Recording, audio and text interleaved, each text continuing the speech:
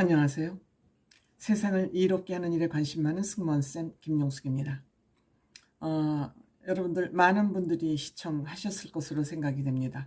방송 6개인가 7군데에서 모두 생방송 중계된 윤석열 대통령의 국정과제 점검회의 1차 점검회의가 모든 방송에서 동시에 생중계됐습니다. 첫 번째입니다. 이 방송을 보시면서 여러분들은 어떻게 생각하셨을지 모르겠습니다만 저는 역시 거침없는 윤석열 대통령이구나. 이 대한민국 다시 한번 어떻게 큰 변화가 오겠다. 난리가 나겠다 하는 기대를 저는 갖게 됐습니다. 왜 그런 기대를 갖게 됐냐? 보통 대통령들은 인기에 힘입어서 대통령 자리에 오르게 됩니다. 그 인기로 대통령이 되는 거 우선 중요하죠. 국민들의 여론을 받은 것이니까, 지지를 받은 것이니까. 그렇지만 구체적으로 대통령 자격이 있어서 대통령이 된 사람이 몇 명이나 될까? 그것은 우리가 되돌아보게 됩니다. 정말 이승만 대통령, 박정희 대통령, 또 그 밖에 대통령이 많습니다만 그들이 얼마만큼 국가를 운영할 자격이 있어서 대통령 자리에 올랐느냐라는 문제는 우리가 되돌아봐야 됩니다. 대한민국은 왜 대통령만 끝나면 감옥행을 해야 되는지 이 대한민국의 불행을 되짚어봐야 된다고 생각이 됩니다.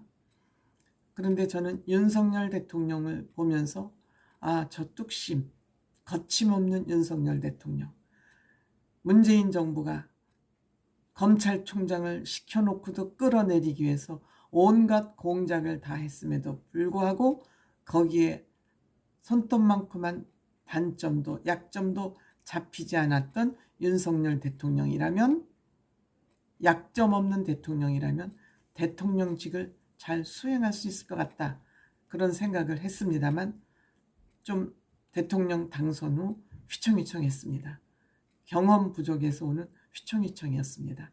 하지만 대통령의 신념이 확실하기 때문에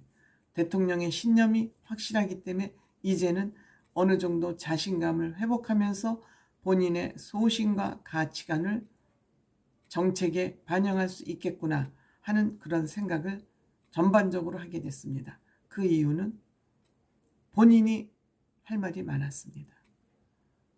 장관들이 거기에 다 나와서 앉아 있었습니다만 사실 실무 장관들에게 답변해 보시죠. 내용을 자세히 말씀해 보시죠 하고 마이크를 넘겼을 테지만 본인이 가지고 있는 생각과 계획과 철학이 있기 때문에 본인이 너무 말을 많이 했다는 것이 또 언론에서는 비판 자료가 되고는 있습니다만 저는 한 국가의 리더이건 대기업의 리더이건 작은 기업의 리더이건 하다못해 구멍가게 주인이라도 모든 것을 다 알고 있어야 된다고 생각합니다.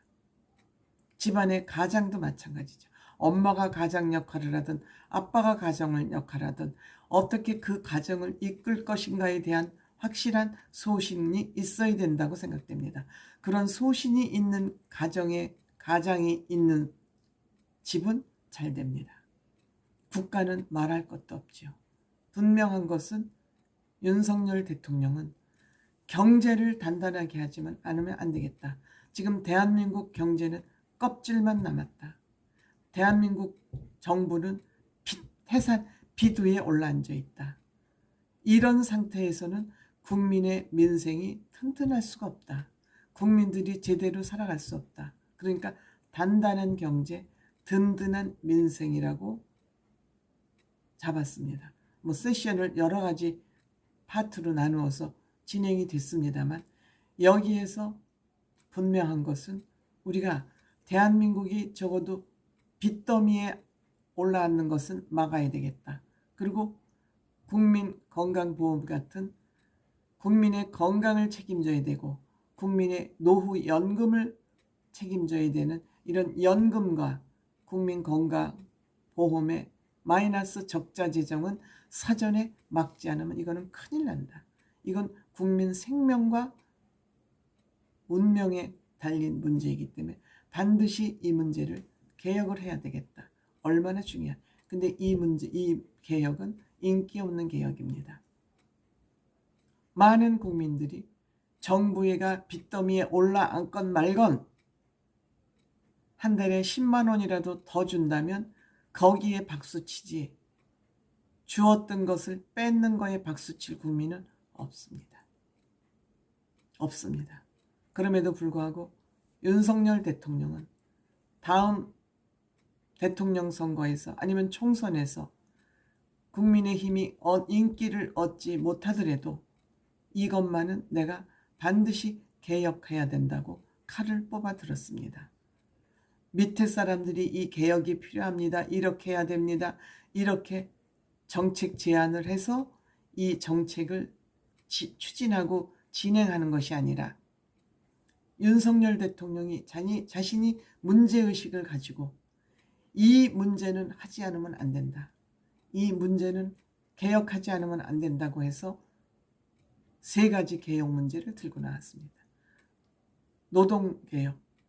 이 노동개혁 안 하면 대한민국 기업 경쟁력이 떨어져서 국제 경쟁력이 떨어질 수밖에 없다. 이렇게 이념팔이, 음모팔이 하는 거에 국가가 휘둘려서는 안 된다. 적어도 이들을 법적으로 원칙적으로 바로 세워야 된다. 이번에 화물운수연대 파업이 일단 진압이 됐습니다. 정말 거침없는 뚝심 있는 대통령이 보여준 첫 번째 결과물이라 하겠습니다. 그 다음에 연금개혁, 이것도 저항이 만만치 않습니다. 많이 내고 조금 받는 거 아니야? 이런 국민들이 의심을 하고 있기 때문에 이 개혁 만만치 않습니다. 때문에 정부에서는 아주 섬세하고 세밀하게 전략을 세워서 국민들에게 이 내용을 잘 설명해주는 설득 과정, 정책 홍보 과정이 반드시 섬세하게 촘촘하게 짜여져야 됩니다. 그렇지 않으면 이거 성공하기 아주 힘들고 인기 없는 개혁입니다. 그럼에도 불구하고 윤석열 대통령은 반드시 하겠다고 합니다. 교육개혁 반드시 해야 됩니다.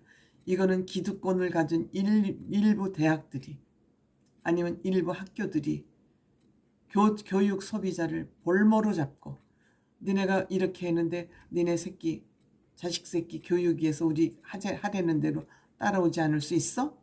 라고 자녀들을 볼모로 잡고 협박하는, 국민들 학부형을 협박하는 것이 오늘 대한민국의 교육이라고 볼 수 있습니다. 그런데 여기에 뭐 평등, 아이들에게 뭐 학생 인권을 내세워서 평등을 주장하면서 아이들 학력 수준이 전부 땅바닥으로 떨어져 있습니다. 반드시 이 교육개혁 하지 않으면 안 됩니다.